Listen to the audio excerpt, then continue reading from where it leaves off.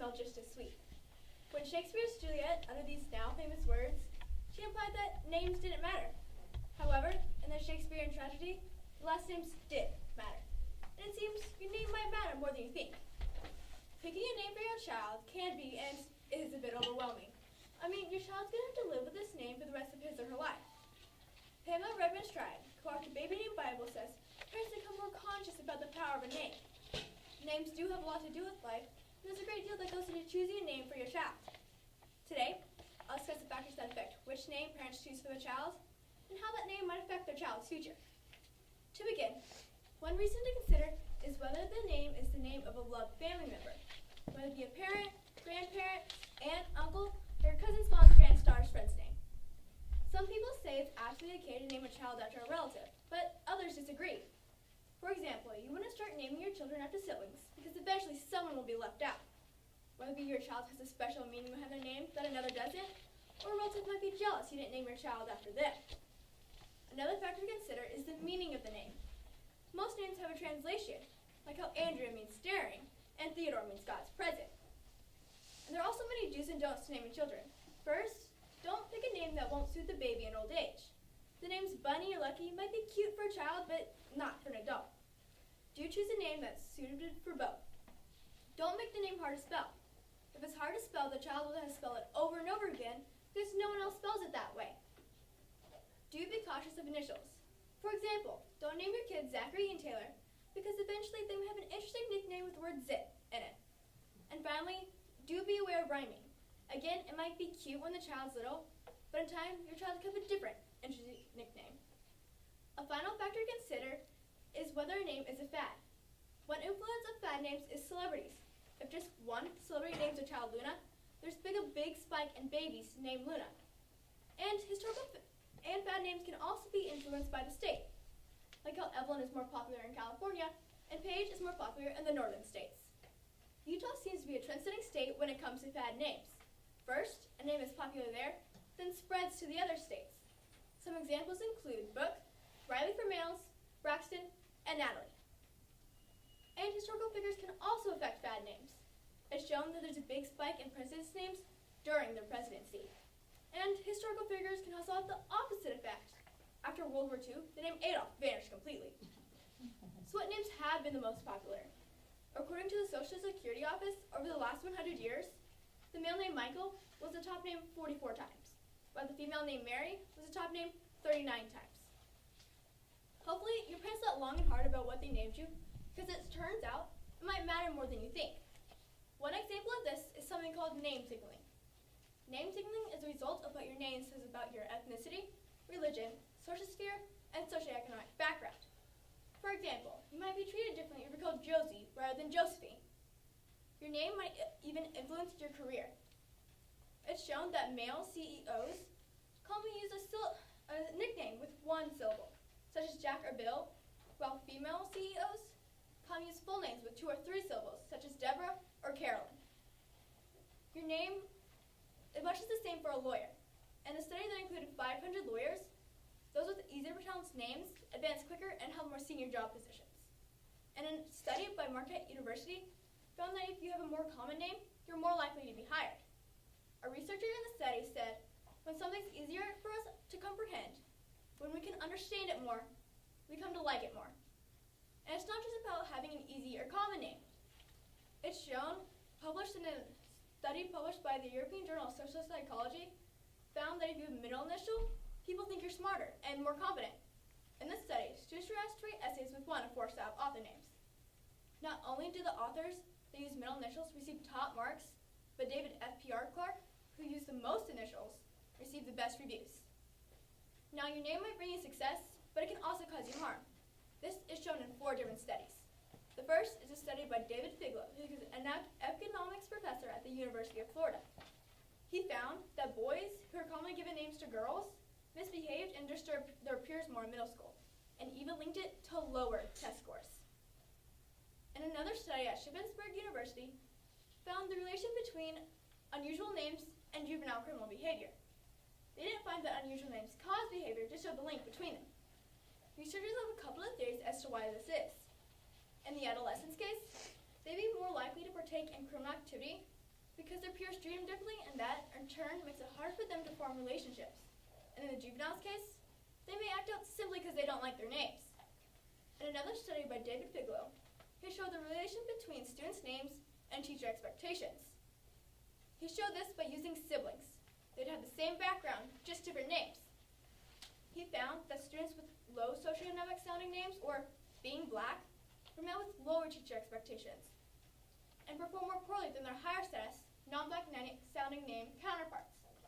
Conversely, those with Asian sounding names were met with higher teacher expectations and more often placed in gifted programs. And a study published by The Atlantic found that if you have a white sounding name, you're 50% more callbacks than having a black sounding name. Research suggests that having a black sounding name is equal to as much as 8 years of work experience. In conclusion, it's hard to believe that your name your parents thoughtfully chose for you might affect who you are today. Romeo and Juliet discovered tragically that their names did matter. Fortunately, our names won't lead us to their fate. Our names may even bring us success. In 1961, the world was forever changed with the invention of the television. This does not end well for the dogs of our narrator. The Brand, by Ray Dillard. It was 1961, and our world was rapidly outgrowing her britches. The estimated population of the third planet had grown to 4 billion, and people were in a hurry to leave. Yuri Gagarin and Alan Shepard had been launched into space, and the United States and Russia were at odds with each other over Cuba. The Berlin Wall had been established to further separate the East and the West. Those who were lucky enough, or rich enough, could now follow these events on world television. I was 7 years old at the time, and none of it meant a hill of beans to me, except for television. It may have been the first time I ever heard of communism, but I knew what television was, and I liked it a lot. Much to my pleasure, Dad liked to watch Rawhide. He pictured himself a bit of a cowboy and a weekend horseman. Quite frankly, I'm sure he could have whipped all those TV cowboys, even Rowdy Yates. It was while watching an episode of Rawhide that I first learned the purpose of branding cattle. Rustlers were using a running iron to change the brands on cattle and then selling them as their own. Of course, our heroes were quite bright and figured the whole thing out, but the seed had been sown. While we didn't own any cattle, we did own 2 of the very best bird dogs in the entire world. Dad had been offered $1,000 for the pair. Groucho and Jake were the best pets in the world, too. They played with us, protected us from strangers, snakes, and such, and let us repay their friendship with little more than a daily ear-scratching and some gravy train. Yeah, they could hunt and play, and we could pick them out of a herd of bird dogs if we had to. But how would we prove to the world that they belonged to us? Yes, sir, our dogs needed a brand. That way nobody could steal them from us, and everybody would know they were ours and would leave them alone. Not a bad idea for a couple of kids, only 6 and 7 years old. We just needed a plan. We needed a recognizable branding iron and a good hot fire. We searched the garage and the outbuildings for anything that could be used as a branding iron and could not find a thing. Then, while running through the kitchen, I saw Mama cooking dinner. There she was, mashing potatoes with what was surely the most recognizable branding iron in the whole country. Yes, sir, there was the M-Bar H, the Rocking Lazy H, and now the Tater Masher brands. Fire was no problem at all. We burned trash 2 or 3 times a week, and guess who was in charge of making sure the pasture didn't catch on fire? You got it. Once an aerosol can exploded in the trash and started a fire that soon spread to the nearby cotton patch. Somebody had to prevent that from happening again, and who better than the most responsible 7-year-old in the whole family? So it was set. The next time we burned trash, Ralph would sneak the tater masher out of the house and we'd brand the dogs. We did not have to wait long. On Saturday, we volunteered to do our chore and burn the trash. The wind was low and blowing away from the house, both requirements of a careful dad. Before long, we had a big flame going and the water hose handy just in case. This, too, was a safety precaution instituted by a cautious father. Nowadays, they'd throw parents in jail for allowing kids to do what was everyday life back then. My job was to hold the dogs. Easy. I called Jake first and was on my knees in front of him, scratching his ears while Ralph heated the iron. In a minute, we'd be done, and we'd return the masher to its place in the kitchen, and the dogs would go through life sporting their fancy new brand. Then I looked up at Ralph. He was having hell. The fire was so hot he could hardly hold on to the short handle of the tater masher. He would alternate hands frequently, using the other hand to shield his face from the heat of the flames. I could see that his eyebrows, eyelashes, and haircut were all singed by the fury of the fire. Then, when he held up the superheated tater masher, I could really get a feel of the situation. The chrome was peeling back off the iron, and it was orange, red, and white. This is the day I learned what was meant by the term white hot. Here I come!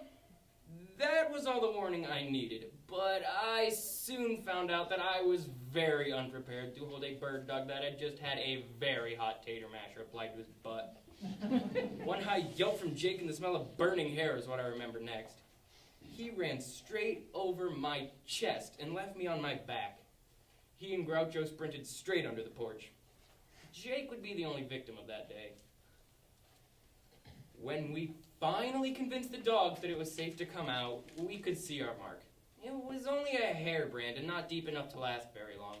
That is, anywhere except in the memories of two young boys who can still recount every moment of branding the bird dogs with Mama's tater masher.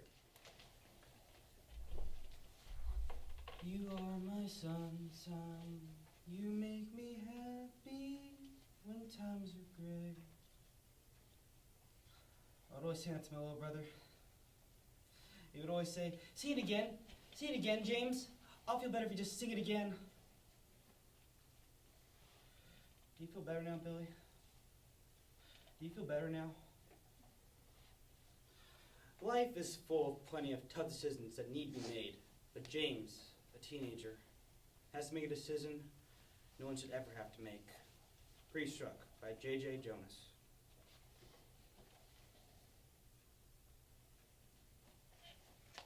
They say I have a decision to make. Really, the decision's already been made. I just have to say the words. I just have to let go and say the words. And they'll take care of the rest. Just gotta say the words.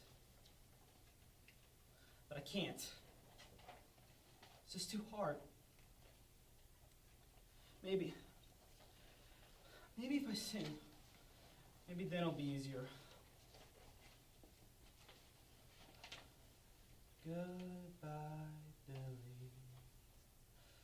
Goodbye, Billy. It's time to say. That's the last thing I remember. Billy wanted me to sing and ride with me and Gracie down to our grandparents for Christmas Eve. Can I go with you? Huh? Come on, James. Let me go with you and Gracie. Come on. No, Billy. Gracie and I need to go by our parents' house to pick up the presents. Our parents will leave other kids there running and screaming around. Besides, Gracie and I haven't been alone together all day. Bug off. Go out with Mom and Dad. I'll see you in a little bit. James, come on. I want to hear that new song you've been working on. I won't be any kind of bother. Besides, you promised me a ride in that new truck of yours. I'll give you a ride later. Now bug off. His little face fallen as he pushed aside 12 years of pride as he offered to let me take the first crack at the dirt bike he was hoping for on Christmas morning. You can ride it first. You can ride as long as you want. You can ride all day if you want. Just let me go with you. I don't want to ride with Mom and Dad. Me and Pop smell like old farts. Besides, you promised me a ride in that new truck of yours. Leave me alone. He walked away with his head down, and Gracie chided me for being an abusive older brother, but I didn't care. He was always such a pest. He was such a pest. He was. Gracie and I head over to her parents. I didn't even tell my mom and dad goodbye. I remember the last thing I did is I backed out the driveway. I saw Billy. His little face, some pitiful last hope look on it. And well, what did I do? I rolled down the window, stuck out my hand, and I gave him the finger. His little face contorted in anger as he gave me the old "sub it in" sign. I had to laugh. Kid had guts. He wasn't afraid of me. He wasn't afraid to stand up for himself. He wasn't afraid to stand up to the big brother he but he worsened. Mom was always getting after me to set an example for him. That little boy worships you, James, so you treat him with some respect and set the standard for him to follow. He'll do everything you do, so just you remember, little eyes are watching you. I'm sorry, Mom. I didn't know what was going to happen that night. How does anybody know what's going to happen in the heartbeat of the next moment? One moment, you're joking around, saying little brother's got nuts for brains. The next, you're giving him the finger, and then...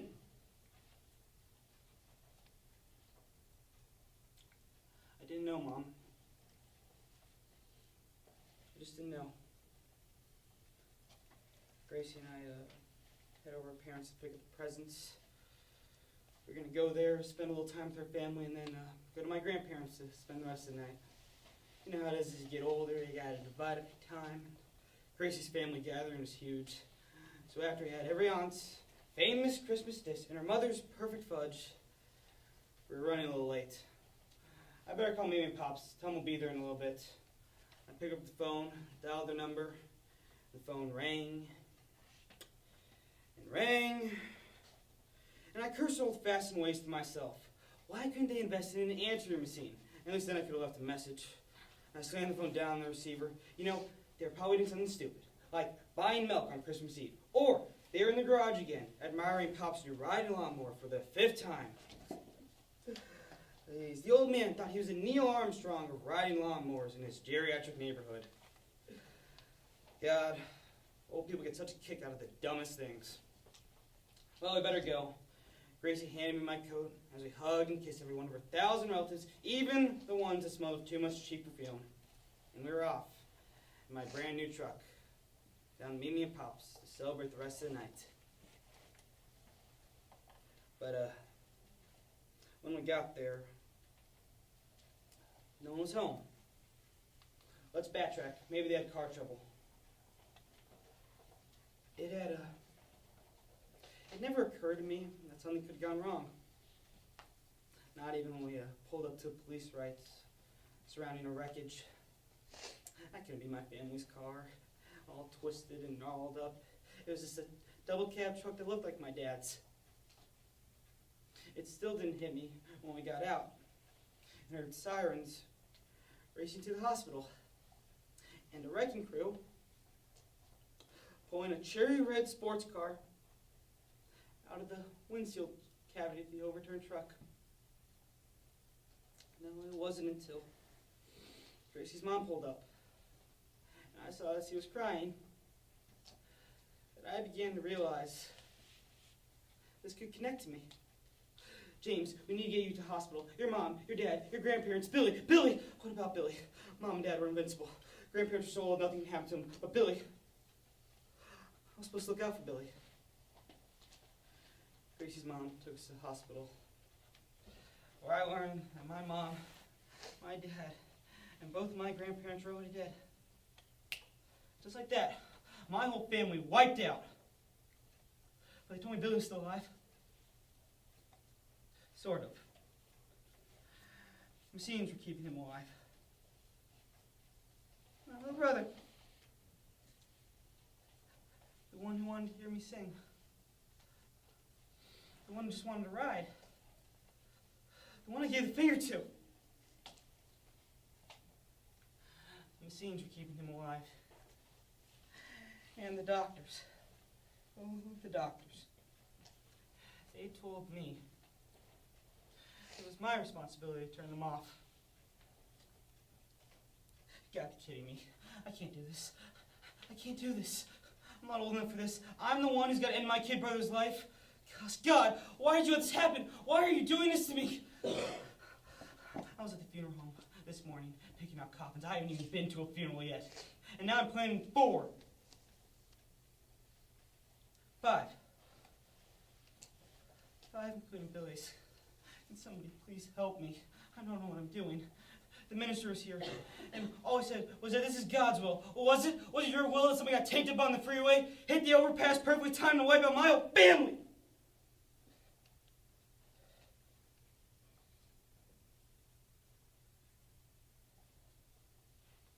Billy, I know what I gotta do.